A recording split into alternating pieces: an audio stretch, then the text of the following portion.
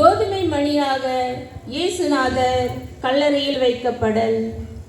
திவ்ய இயேசுவே, உம்மை ஆராதித்து வணங்கி உமக்கு நன்றறிந்த ஸ்தோத்திரம் செலுத்துகின்றோம்.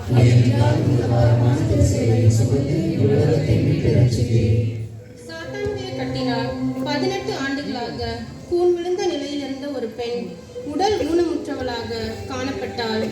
இயேசு தொழுகை கூடத்தில் போதித்துக் கொண்டிருந்தார். பின்பு அவர் அந்த கூன் விழுந்த பெண்ணை அருகே அழைத்து, இங்கே வாருங்கள், உமது நோயிலிருந்து நீர் விடுவிக்கப்பட்டுள்ளீர் என்று அவர் மீது தமது கைகளை வைத்தார். உடனே அவள் நிமிர்ந்தாள். ஆம், நாமும் பாவத்தினால் கட்டுண்டு சாத்தானின் கட்டுகளில் கட்டப்பட்டுள்ளோம்.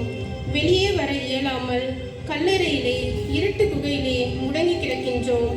பல வருடங்களாக கட்டுண்டு கிடக்கின்ற நம்மை இயேசு அழைத்து சுகம் தந்தால் ஒழிய நாம் வெளியே வர இயலா. சிந்திக்க. ஆம், கூன் விழுந்த பெண்ணை இயேசு தமது அருகே அழைக்கின்றார். அவர் 18 வருடங்களாக நிமிர முடியாதவளாய் இருந்தால், நாமும் பல வருடங்களாக பாவ இருள் கல்லறையிலே மனதளவிலே ஊனம் கொண்டவர்களாய் உயிருடன் கல்லறையிலே வாழ்ந்து கொண்டிருக்கின்றோம். இயேசுவின் அன்பு அழைப்பை நாம் கேட்டால் ஒழிய வெளியே வர முடியாது. ஜெபம்.